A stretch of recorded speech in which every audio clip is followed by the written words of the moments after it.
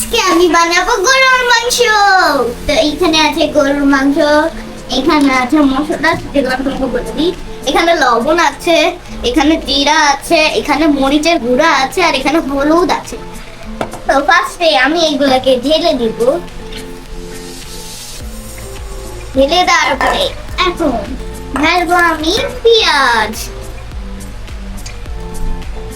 কত পেঁয়াজ! এটা হলো আমাদের গরুর মাংসের সিক্রেট মশলা, যেটা আমার বাবা বানিয়েছে। এই রেসিপিটা আমি আপনাদেরকে পরবর্তী ভিডিওতে দিয়ে দিব। এইবার আমি দিব আদা রসুন। আর এটা সব হচ্ছে আস্ত গরম মশলা, যেটা দিয়ে আমাদের খাবারটা খুব মজাদার হবে। দারচিনি, এলাচি, লং ও তেজপাতা। এটা হলো দেশি আস্ত রসুন, যেটা আমরা মাংস কষানোর সময় দিব। এটা আমি পরে ছিঁড়ে ঢালবো, তো আগে আমরা কিনে দিই ভালো করে। এখন আমি ঢালবো গরুর মাংস। এটা সাবধান, অনেক ভারী। এটা কি ভারী! ঢেলো ভাইয়া।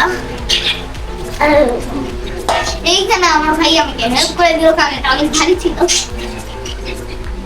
আমি ঢালবো কতগুলো মরিচ। আরে আমি তো মেন জিনিসটাই দিতেই ভুলে গেছি, সেটা হলো খাঁটি সরিষার তেল, যেটা আমার দাদি আমাকে নিজের হাতে বানিয়ে পাঠিয়েছে গ্রাম থেকে।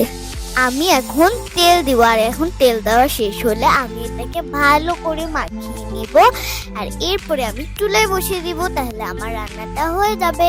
তো বন্ধুরা দেখো, আমি এখন তেলটা দিচ্ছি, কত সুন্দরই না লাগছে। আমরা কিন্তু প্রতিটা খাবারের মধ্যেই কিন্তু সরিষার তেল দিই, আর সরিষার তেল কিন্তু অনেক ভালো। সরিষার তেল কিন্তু আমাদের স্বাস্থ্যের জন্য অনেক ভালো, আর সেটা আমাদের খাবারকে খুব সুস্বাদু করে বানায়। এখন বন্ধুরা আমি মাংসটাকে সব মশলার সাথে মাখিয়ে নিচ্ছি। তা আমি এখন এগুলাকে ভালো করে মাখিয়ে আমার মাখানো শেষ হলে আমি চুলায় বসিয়ে দিব। আমার রান্নাতে কিন্তু আমার ভাইয়া আমাকে খুব হেল্প করছে, কারণ আমার একটু ভারী ভারীও লাগছে এই হাঁড়িটা। তো আমার এখন সব মাখানো শেষ, তাই আমি এখন চুলায় দিয়ে আসবো। তো চলো। তো যেহেতু আমি হাঁড়িল থেকে একটু উঠাতে পারছিলাম না, তাই ভাইয়া আমাকে একটু হেল্প করলো আর একটু আগিয়ে দিল আমার। এখন আমি গরুর মাংস লাগাচ্ছি। আমি এখন এই মাংসগুলোকে নাড়াচ্ছি। আর